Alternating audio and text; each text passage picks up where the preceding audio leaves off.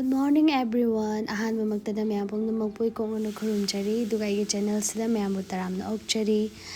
A day in my life as a single mother ko hadi dum khangamani mayamna caption dasu adagidi ai ahobda harisanu ko aduga imai chagi life se kamaina haurakhi kamaina laikhi ga haibado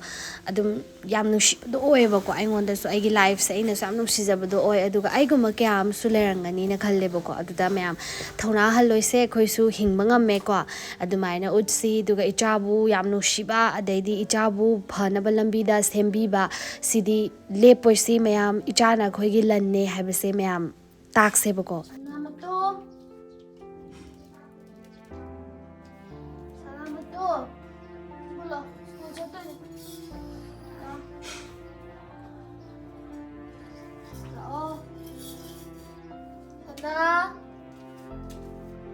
Sanabi.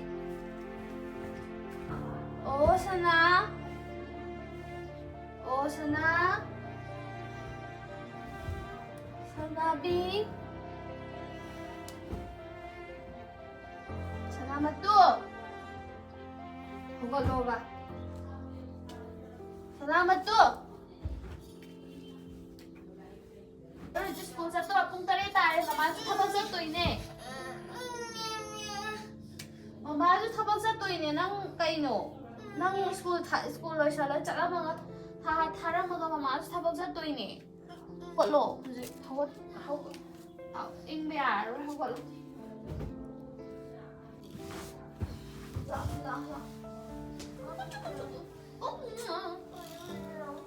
응글아.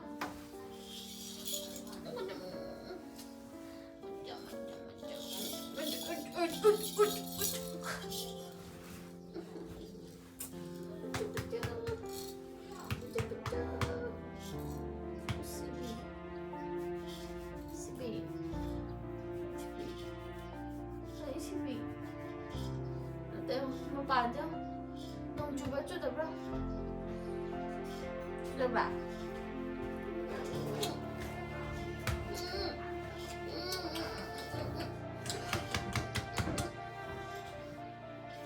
sao 이거 주지라 이거 주지 할라 이거 주지라 그래 그래 할라 그때 가오베야 될 거야 지금 너무 망해 자, 고불러. 하. umbilaga. Tadaba. Jana. Angang ama mapung maray phanaba yokpa haibase yam senaba haibadi moida matam yam piba changeba ko aduduna tawjarini aise fi khara sudo ani aduga brush tawthokhalurani ko adu akhoina senadragadi moja hoje gyan tajadribanina yadeba thoba ma dum taw lerameba ko aduna akhoina senaba amsu change aduga weather se yam nungaiba weather ne hojik lairise ing lauraga ko nungsa su yam pang sadabi ngak lairaga budi sadorakadra khangde aduga sumaina duk thabagi khoigi dukki manam ga namaga sumaina leibase leinung katpa hainung ising katpa khotpa tawra sumaina leibagi cái situation se am yeng da nungai ko haide wakhal ga am thin thokadaba nungai gadaba numito mangol loi gadaba ga male ba ko yam nungai aduga akhoi gi rose amaju sat pane hek ado hujik ama sat ba hore ado mathang myam sala ani ma su pom hore du weather se du gi matik ing law halaga yam nungai ba weather oi halle ba nga si se ko aduga nungsit ka liri sit laga khoi gi ayuk ki vibes aseng ba phang ba do adumaina oi ngasigi numitse adugi aina sum ing lawbagi video je sum lawjara ine bako aduga nong su khara dum mange adi hujikan se nong je ningjang dana churi bako aduga nusa su sampang sab oi daba and ai iruja thore aduga ai sumaina ai ꯃꯣꯔꯅꯤꯡꯒꯤ routine ꯇꯧꯈ꯭ꯔꯦꯕꯀꯣ ꯃꯥꯏꯁꯦ ꯂꯣꯏ ꯇꯩ ꯂꯣꯏꯈ꯭ꯔꯦ ꯑꯗꯨ ꯃꯇꯨꯡꯗ ꯑꯩ ꯍꯧꯖꯤꯛ ꯁꯟꯁꯀ꯭ꯔꯤꯟ ꯇꯩꯗꯣꯏꯅꯦꯕꯀꯣ ꯑꯩꯅ ꯅꯝꯃꯦꯅ ꯈꯟꯕ ꯍꯥꯏꯇꯥꯔꯦ ꯑꯩꯅ ꯁ꯭ꯀꯤꯟ ꯀꯦꯌꯔ ꯇꯧꯕꯗꯣ ꯑꯗꯨꯒ ꯚꯤꯗꯤꯑꯣꯗꯣ ꯅꯝꯃꯝꯗ꯭ꯔꯦꯕ ꯑꯗꯨꯝ ꯀꯣ ꯑꯗꯨꯅ ꯑꯩꯅ ꯍꯧꯖꯤꯛ ꯁꯟꯁꯀ꯭ꯔꯤꯟ ꯇꯩꯕ ꯃꯇꯥꯡꯁꯦ ꯁꯤ ꯈꯛꯇꯪ ꯑꯗꯨꯝ ꯅꯝꯖꯔꯦ ꯑꯗꯣ ꯑꯩ ꯌꯥꯝ ꯆꯥꯟꯅꯕ ꯑꯣꯏꯌꯦꯕꯀꯣ ꯑꯩꯉꯣꯟꯗ ꯍꯧꯖꯤꯛ ꯁꯤꯖꯤꯟꯅꯔꯤꯕ ꯁ꯭ꯀꯤꯟ ꯀꯦꯌꯔꯒꯤ ꯄ꯭ꯔꯗꯛꯁꯦ ꯑꯩꯉꯣꯟꯗ ꯌꯥꯝ ꯆꯥꯟꯅꯕ ꯑꯣꯏꯌꯦ ꯑꯗꯨꯒ ꯑꯩꯒꯤ ꯃꯥꯏꯒꯤ ꯍꯥꯟꯅꯒꯤ ꯑꯩꯒꯤ ꯃꯥꯏꯁꯦ ꯁꯨꯛꯅꯥꯟ ꯅꯥꯟꯕ ꯃꯥꯏ ꯑꯣꯏꯗꯦꯕꯀꯣ ꯑꯉꯥꯡ ꯑꯣꯏꯔꯤꯉꯩꯗꯕꯨꯗꯤ ꯅꯥꯜꯂꯝꯃꯦ ꯑꯗꯨꯗꯨꯒ ꯈꯤꯇꯪ ꯀꯩꯅꯣ ꯇꯧꯔꯛꯄꯗꯩꯗꯤ ꯃꯨꯔꯨꯝ ꯃꯨꯔꯨꯝ ꯇꯧꯔ ꯍꯣꯔꯃꯣꯟꯒꯤ ꯄ꯭ꯔꯣꯕ꯭ꯂꯦꯝ ꯂꯩꯕ ꯑꯣꯏꯒꯗ꯭ꯔꯥ ꯑꯗꯨꯃꯥꯏꯅ ꯂꯩꯌꯦꯕꯀꯣ ꯑꯗꯨꯝ ꯃꯨꯔꯨꯝ ꯃꯨꯔꯨꯝ ꯇꯧꯔꯒ ꯂꯩꯕꯒꯤ ꯑꯗꯨꯝ ꯂꯩꯌꯦꯕ ꯑꯗꯣ ꯍꯧꯖꯤꯛꯇꯤ ꯑꯁꯤ ꯁꯤꯖꯤꯟꯅꯕꯗꯒꯤ ꯈꯔ ꯌꯥꯝ ꯐꯖꯅ ꯑꯗꯨꯝ ꯅꯥꯟꯊꯣꯔꯛꯑꯦ ꯍꯥꯏꯇꯥꯔꯦꯀꯣ ꯃꯥꯁꯨ ꯉꯁꯤꯗꯤ ꯏꯔꯨꯖꯕꯤꯗ꯭ꯔꯦ ꯅꯣꯡ ꯀꯩꯀꯩ ꯃꯪꯕꯅꯤꯅꯀꯣ ꯑꯗꯨꯒ ꯑꯉꯥꯡꯗ ꯏꯔꯨꯖꯁꯦ ꯍꯥꯏꯕꯁꯦ ꯑꯌꯨꯛꯇꯗꯤ ꯌꯥꯝ ꯇꯟꯕ ꯑꯣꯏꯌꯦꯕ ꯑꯗꯨꯅ ꯁ꯭ꯀꯨꯜ ꯍꯜꯂꯛꯑꯒꯒꯨꯝꯕ ꯑꯗꯨꯃꯥꯏꯅ ꯂꯨꯔꯒꯦꯅ ꯈꯜꯂꯒ ꯑꯩꯗꯣ ꯂꯨꯖꯕꯤꯗ꯭ꯔꯦ ꯍꯧꯖꯤꯛ ꯃꯥ ꯑꯃꯨꯛ ꯂꯣꯏꯁꯟꯕꯤꯔꯅꯤ ꯁ꯭ꯀꯨꯜ ಚꯠꯂꯝꯗꯥꯏꯒꯤ ꯑꯗꯨꯒ ꯑꯩꯁꯨ ꯑꯩꯒꯤ ꯇꯧꯐꯝ ꯊꯣꯛꯄ ꯑꯩꯒꯤ ꯃꯥꯏ ꯅꯨꯡ ꯇꯩꯗꯅ ꯂꯣꯏꯈ꯭ꯔꯦꯀꯣ ꯑꯗꯨꯒ ꯁꯝꯗꯤ ꯑꯩ ꯀꯪꯍꯟꯗ꯭ꯔꯤꯕꯀꯣ ꯁꯝꯁꯦ ꯉꯥꯏꯍꯥꯛ ꯂꯩꯔꯒ ꯃꯥ ꯂꯣꯏꯁꯟꯕ ꯂꯣꯏꯔꯒ ꯁ꯭ꯀꯨꯜ ꯗ꯭ꯔꯦꯁ ꯂꯣꯏꯁꯟꯕ ꯂꯣꯏꯔꯒ ꯀꯪꯍꯜꯂꯒꯦꯅ ꯑꯗꯣ ꯑꯗꯨꯝ ꯉꯥꯡꯅꯗꯅ ꯏꯃꯥ ꯏꯆꯥꯁꯦ ꯁꯨꯃꯥꯏꯅ ꯇꯧꯔꯒ ꯂꯣꯏꯁꯟꯗꯣꯏꯅꯦ ꯅꯨꯡꯇꯤꯒꯤ ꯍꯥꯏꯇꯥꯔꯦꯀꯣ ꯑꯗꯨꯅꯤ ꯑꯗꯨꯝ ꯑꯃꯨꯛꯁꯨ ꯍꯦꯛ ꯑꯉꯥꯡꯅꯤꯅ ꯑꯃꯨꯛꯁꯨ ꯌꯥꯝ ꯊꯋꯥꯏ ꯌꯥꯎꯁꯜꯂꯛꯑꯒ ꯖꯠ ꯂꯣꯏꯁꯜꯂꯛꯄꯁꯨ ꯌꯥꯎꯋꯦ ꯑꯗꯒꯤꯗꯤ ꯅꯣꯡꯃꯅ ꯍꯦꯛ ꯇꯜꯂꯒ ꯑꯩꯅ ꯍꯥꯏꯕꯗꯣ ꯇꯥꯗꯕꯁꯨ ꯌꯥꯎꯋꯦ ꯑꯗꯣ ꯑꯗꯨꯃꯥꯏꯅ ꯑꯗꯨꯝ ꯇꯧꯔꯤꯅꯦ ꯑꯉꯥꯡ ꯑꯁꯦꯀꯣ ꯑꯗꯣ ꯑꯩꯁꯨ ꯑꯗꯨꯝ ꯂꯣꯏꯅꯔꯤꯅꯦ ꯍꯥꯏꯗꯤ ꯁꯥꯎꯅꯤꯡꯕ ꯀꯌꯥ ꯌꯥꯎꯔꯒꯁꯨ ꯑꯗꯨꯝ ꯐꯖꯅ ꯁꯥꯎꯅꯤꯡꯉꯛꯄ ꯃꯇꯝꯗꯤ ꯌꯥꯎꯋꯦꯕꯀꯣ ꯉꯥꯡꯅꯕ ꯌꯥꯔꯛꯇꯕꯗꯀꯣ ꯏꯁꯥꯒ ꯅꯨꯡꯉꯥꯏꯔꯛꯇꯕ ꯃꯇꯝꯗꯒꯗꯤ ꯌꯥꯝ ꯌꯥꯎꯋꯦꯕ ꯑꯗꯨꯕꯨ ꯀꯩꯗꯧꯅꯤ ꯆꯥꯎꯔꯀꯥꯟꯗ ꯒ꯭ꯌꯥꯟ ꯇꯥꯖꯔꯛꯇꯧ ꯂꯩꯔꯕꯅꯦꯅ ꯈꯜꯂꯒ ꯑꯗꯨꯝ ꯍꯥꯏꯕꯗꯤ ꯉꯥꯏꯍꯥꯛꯇꯣꯒꯤ ꯃꯦꯅꯦꯖ ꯇꯧꯔꯒ ꯍꯥꯏꯇꯥꯔꯦꯀꯣ ꯑꯩ ꯁꯥꯎꯔꯒꯅ ꯍꯦꯛ ꯅꯪ ꯑꯩ ꯁꯥꯎꯅꯤꯡꯉꯦ ꯅꯪ ꯑꯗꯨꯃꯥꯏꯅ ꯇꯧꯏꯗꯣ ꯈꯣꯠꯂꯤꯗꯣꯅ ꯇꯧꯔꯒ ꯑꯗꯩ ꯍꯔꯥꯎꯔꯒꯅ ꯍꯦꯛ ꯊꯦꯝꯃꯒꯀꯣ ꯑꯗꯨꯃꯥꯏꯅ ꯇꯧꯔꯒ ꯑꯉꯥꯡꯁꯦ ꯂꯣꯏꯅꯔꯤꯅꯤ ꯑꯗꯣ ꯑꯃꯨꯛꯃꯨꯛꯁꯨ ꯈꯪꯍꯟꯗꯕ ꯌꯥꯗꯦ ꯃꯣꯏꯗ ꯍꯥꯏꯕꯗꯤ ꯑꯗꯨꯝ ꯐꯔꯒ ꯊꯦꯝꯃꯒ ꯑꯗꯨꯝ ꯂꯣꯏꯅꯈꯤꯕꯁꯦ ꯃꯣꯏꯗ ꯅꯥꯎ ꯆꯥꯎꯈꯠꯂꯛꯄ ꯑꯃ ꯌꯥꯎꯋꯦꯕ ꯑꯗꯨꯗꯨꯅ ꯑꯩꯈꯣꯏ ꯁꯥꯎꯔꯦ ꯍꯥꯏꯕꯁꯨ ꯑꯃꯨꯛꯃꯨꯛ ꯈꯪꯍꯟꯗꯕ ꯌꯥꯄꯣꯟꯇꯦ ꯃꯣꯏꯒꯤ ꯍꯧꯖꯤꯛꯀꯤ ꯃꯇꯝꯁꯤꯗ ꯍꯥꯏꯇꯥꯔꯦꯀꯣ ꯑꯗꯣ ꯄꯤꯛꯏꯉꯩꯗꯒꯤ ꯁꯨꯃꯥꯏꯅ ꯑꯗꯨꯝ ꯇꯝꯕꯤꯔꯒ ꯈꯪꯍꯜꯂꯒ ꯍꯥꯏꯕꯗꯤ ꯑꯩꯈꯣꯏ ꯃꯥꯁꯦ ꯁꯨꯃꯥꯏꯅ ꯇꯧꯕ ꯌꯥꯗꯦꯀꯣ ꯀꯥꯏꯅ ꯑꯗꯨꯃꯥꯏꯅ ꯈꯪꯍꯜꯂꯒ ꯆꯠꯈꯤꯗ꯭ꯔꯒꯗꯤ ꯍꯌꯦꯡꯋꯥꯏ ꯆꯥꯎꯔꯒ ꯅꯥꯎ ꯆꯥꯎꯁꯜꯂꯛꯇꯣꯏꯅꯦꯕꯀꯣ ꯍꯥꯏꯗꯤ ꯑꯐꯕ ꯑꯉꯥꯡ ꯑꯃ ꯑꯣꯏꯅꯕ ꯍꯥꯏꯕꯁꯦ ꯑꯩꯈꯣꯏꯒꯤ ꯃꯈꯥ ꯌꯥꯝ ꯄꯣꯜꯂꯦꯕ ꯁꯦꯝꯕꯗꯀꯣ ꯑꯗꯨꯗꯨꯅ ꯑꯉꯥꯡꯁꯦ ꯀꯤꯁꯨ ꯀꯤꯍꯜꯂꯒ ꯑꯗꯒꯤ ꯍꯣꯏ ꯑꯩ ꯌꯥꯝꯅ ꯊꯣꯏꯗꯣꯛ ꯍꯦꯟꯗꯣꯛꯅ ꯍꯩꯔꯨꯕꯕꯨꯗꯤ ꯅꯠꯇꯦ ꯑꯗꯨꯏꯁꯨ ꯑꯩꯒꯤꯗ ꯍꯥꯏꯇꯥꯔꯦꯀꯣ ꯑꯩꯒꯤ ꯆꯠꯅꯕꯤꯗ ꯑꯗꯨꯝ ꯑꯉꯥꯡꯁꯦ ꯑꯗꯨം ꯀꯤꯁꯨ ꯀꯤꯍꯜꯂꯦ ꯑꯗꯩꯗꯤ ꯍꯔꯥꯎꯁꯨ ꯍꯔꯥꯎꯍꯜꯂꯦ ꯑꯗꯨꯒ ꯃꯥꯅ ꯑꯄꯥꯝꯕꯁꯨ ꯑꯩ ꯑꯗꯨꯝ ꯂꯩꯅꯕ ꯈꯣꯠꯅꯕ ꯑꯗꯨꯃꯥꯏꯅ ꯍꯣꯠꯅꯔꯤꯅꯦꯕꯀꯣ ꯑꯗꯨꯒ ꯃꯥꯅ ꯁꯤꯃ ꯄꯥꯝꯃꯦ ꯍꯥꯏꯕꯗ ꯑꯩ ꯑꯗꯨം ꯃꯉꯣꯟꯗ ꯃꯅꯤꯡ ꯊꯨꯡꯍꯟꯅꯕ ꯂꯩꯅꯕ ꯑꯗꯨꯝ ꯍꯣꯠꯅꯖꯩꯕ ꯏꯁꯥꯅꯀꯣ ꯑꯗꯨꯒ ꯅꯣꯡꯇ ꯑꯩꯅ ꯃꯥꯅ ꯄꯥꯝꯃꯦ ꯍꯥꯏꯕ ꯄꯣꯠꯇ ꯂꯩꯗꯕ ꯌꯥꯎꯗꯦꯕ ꯁꯤꯃꯛꯅ ꯍꯦꯛꯇ ꯃꯥꯅ ꯅꯤꯡꯉꯥꯏ ꯐꯠꯇꯕ ꯃꯌꯥꯝ ꯇꯧꯔꯛꯑꯒ ꯍꯥꯏꯕꯗꯤ ꯑꯗꯨ ꯂꯩꯇ꯭ꯔꯗꯤ ꯑꯩ ꯆꯔꯥ ꯍꯦꯟꯅꯤ ꯑꯗꯨ ꯇꯧꯅꯤ ꯍꯥꯏꯕꯒꯤ ꯄꯣꯠꯇ ꯂꯥꯛꯀꯗꯕ ꯀꯟꯗꯤꯁꯟꯗꯗꯤ ꯑꯩ ꯊꯝꯗꯦꯕꯀꯣ ꯑꯗꯨꯒ ꯃꯥꯅ ꯄꯥꯝꯖꯩ ꯃꯥꯅ ꯃꯃꯥ ꯁꯤ ꯂꯩꯕꯤꯌꯣ ꯁꯤ ꯄꯥꯝꯖꯩ ꯍꯥꯏꯕ ꯄꯣꯠꯁꯤꯗꯤ ꯑꯩꯅ ꯑꯗꯨꯝ ꯃꯉꯣꯟꯗ ꯃꯅꯤꯡ ꯊꯨꯡꯍꯟꯅꯕ ꯂꯩꯅꯕꯗꯤ ꯑꯗꯨꯝ ꯍꯣꯠꯅꯩꯕ ꯑꯩꯅꯀꯣ ꯑꯗꯣ ꯉꯥꯡꯅꯕꯁꯨ ꯑꯗꯨꯝ ꯅꯨꯡꯉꯥꯏꯗ ꯑꯩꯒꯤ ꯏꯆꯥꯅꯨꯄꯤꯁꯦ ꯍꯥꯏꯕꯗꯤ ꯌꯥꯝꯅ ꯀꯩꯁꯨ ꯊꯣꯏꯗꯣꯛ ꯍꯦꯟꯗꯣꯛꯅ ꯐꯠꯇꯕ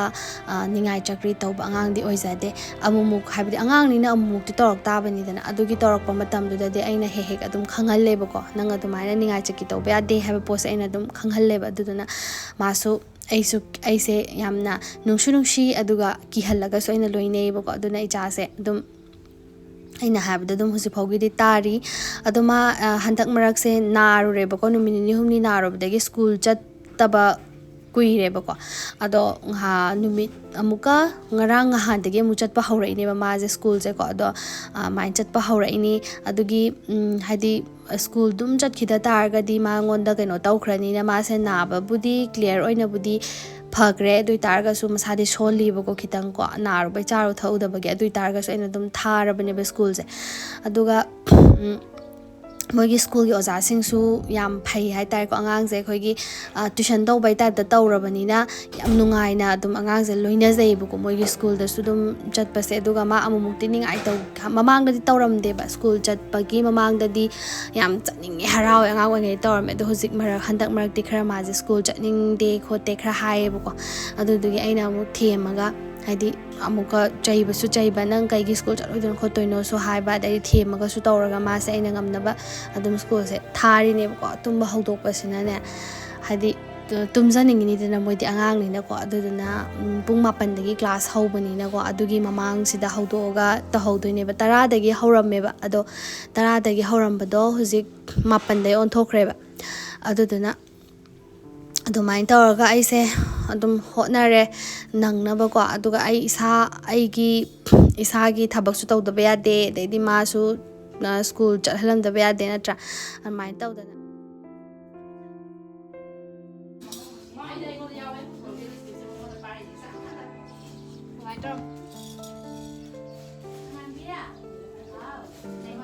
school chatlamdainina kitangsu chara kholaga chatkhidradi horen ada lamudoine bako aduduna mama sana koigi chawga habajidi dum kaishu charamde bako aduduna hojik to aina chana bana them dana inbirini chak kitang chagrade khoida soran nungaina lehobidana ko daini magi school da tiffin phajana kano tawraba khonaba hapidana adai ising dai kai dai ko mai hapiraga phajana pung phana thana ba sem saba loirabani aduga hojik se aigi macha se kaino de khoigi like kai se yumda yam toina paw kholo di yade ba ko aduga amuk school chatpa kan sida khoigi school da taklakpa kai mayam je ma loin khanga lae ba ko halaga adum yam kai haini yamna doubt chungai leitabida dum hairak pido beng saireng ta boy ga kai da boy ge adumai torak pido ma si tawe bako do khangde dum yam aphaba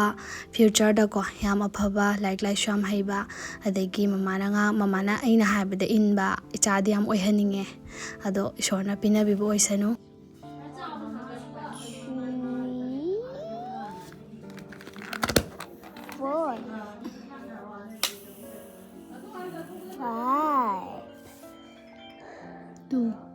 do iru ro do ozana ibene ama do iru 6 7 8 mado homework se aina yenghautre ba ko ngarang nungdang do adugi aina ayuk chida dum tawhalle ma su naba pharakpa adagi akhoi boboki sorat tawrubagi ko ada santrok da leirubaga hek timing do adumaina oigibaga maje school thindok thinjinju pharak tadana aduda khara su lephalle ba ko handak se aduga khoigi kainosu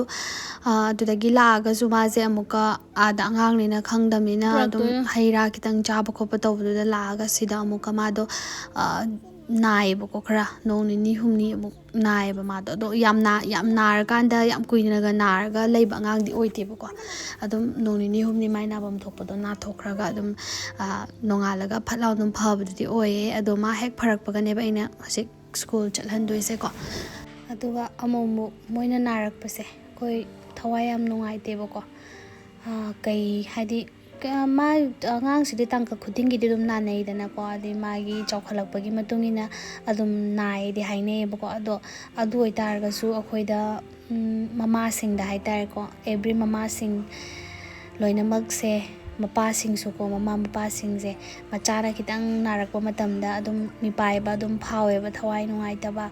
sondhabdo ko do moina nadraga king leibisne hena nungai ba natra akhoi mitmang dum sanar ko leiba uba kinga to leiba uba sine hena akhoi thawai nungai jai ba do moina nab se akhoi su nungai te ado ai ju dum mathin machatnabagi ai ju samnungje kanghandana khotana tawre adedi hair serum tairaga ai do sam kanghaline hojik se aduga ai samje sidagi sangbadagi adum sanghalage na khalle bako ado mamang de aina samdo mato do phatman laktadana aigi sangamba samdo aina kakthatpane mato do yamna huidara bako adugi aina sum miyoy base wakhal change tawe ne mamang do jahab samgumba kaktat kota tawrdi dum wakhal change tawraga nungai ba mapurei dana ko anauba haitar adumai kakthakibane do hojikse dum khara adum sange samje ado yam kaino da kakpane bu kam tena kakhimne do hojik dum sangdhare do si sangakpadai dei do adum khaktarage na khale aduga majo hojik homework loisilakadore aduga si hek loisanbaga ai ma thilura doine bako aduga मा school थिनबीर लोसनबगा मा school थिनबीरमनी अदुगा आई थबक चतोइने आइना चतोरिबा थबकसिना next की blog ता मयामदा सोइदन उज्जरके अदुगा सिददि हापारोइगेबको अदुगा होजेकसे पुंग 8 तादोरे पुंग 8:35 दगी मोइगी class हौदोइनेबको अदुदुना आइदो होजेक मा थिनबा चलनी अदो इमाई चासे चावबसु माना दौरेबको इचानुपीसे अइना सुमाइना गाड़ी मचादा दुम थिनबा चलेबको अदुगा अइना इसा ngamaktaba adidi chatpa khotpa thabak lerakpai pharak tarakpa yarakpa matamdana aigi ipanupa ani na thindok thinjena dum tawbi aduga lowba chatpa pharak taba yarasu moina lowbi busu yawe aduga aina lowraga lowruba su yawe bako aduni aduga sumai taraga tu ichanupi je maning da sumaina phamdeine aina gari thoramdai je nang sidra kaisam tawa thinja tene ba aina ba ichanupi aina su dum chaw manare adu sikma school yaure bye bye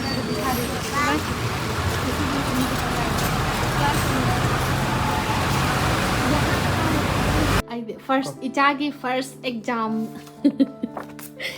echagi first exam thabane ba mapunsi gi oina aduda phangniba marks 92% ga challe yaro english one da 15 english one da na 15 da 14 phangba maths tane mara khitang solise aduga ne gk da ma khitang sonba gk da na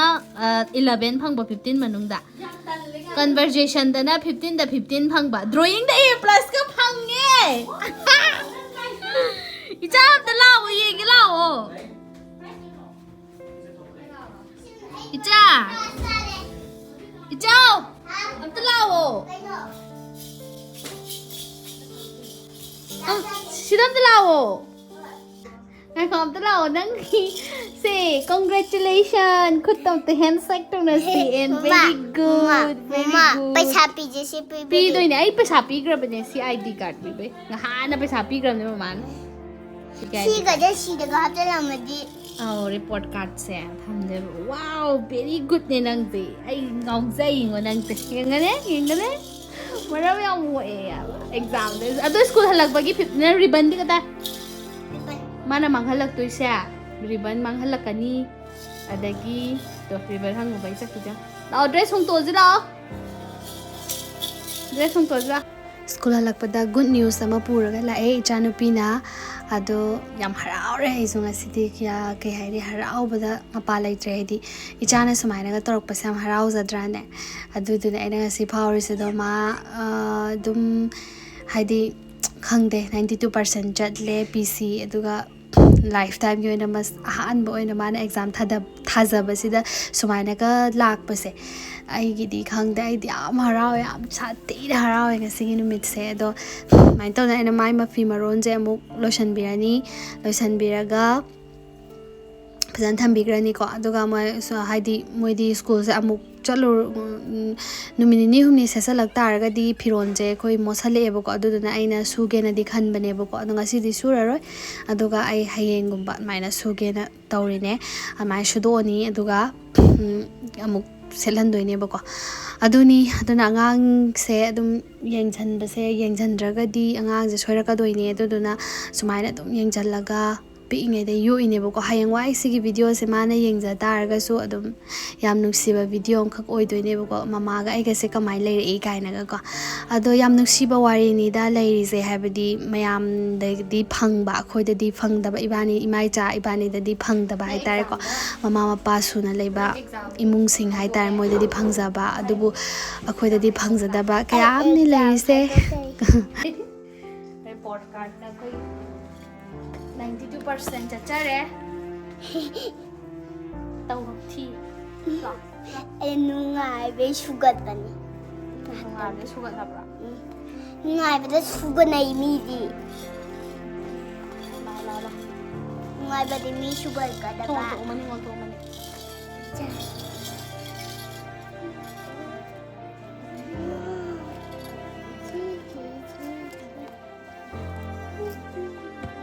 Maramopa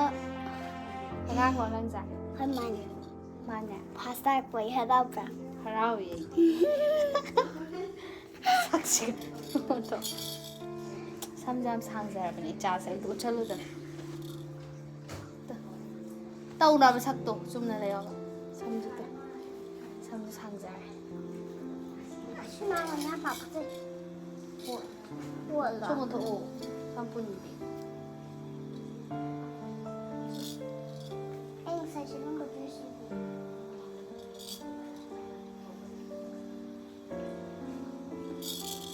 뿐이게 수마이나 뿐 커플. 이거 봐서 그래. Hindi yung sanana awang na pong kalaye. Ado na hinuwang nga pa ni Aye. Ano po ndiyo? Rubber ko tayo, no? Dapat. kaya. Ako na. Kaya. Tayo, no? Rubber D. masamju yam sangkatlebako hantang matangse aduduna aina masamjijo khakpiragena khaliba handakti habdi angang oringaida masam sangba do maju phangjajano bako aidi yam pamjare eba thaina dei ko masam sangbase aduduna aina ichanupi se masam khakena khalle aduna khaksu khaktoidi sangsu sangangani adumai tawdoine ado khangde aigi hujik phawgi deina haiba indana chali mamana haiba indana ko aduga matung tarakpadasu adum haiba illaga imai chaje nusi janana leiba pinabiu haidana isorda su dum nungti khoram jaine ba ina ko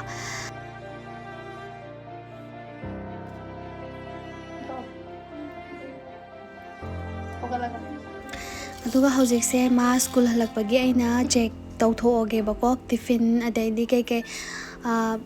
homework ke ko ai tiffin jaina chak hapane bako habi chak se habit chu hangen tawbane ma chak ti am pang cha de bako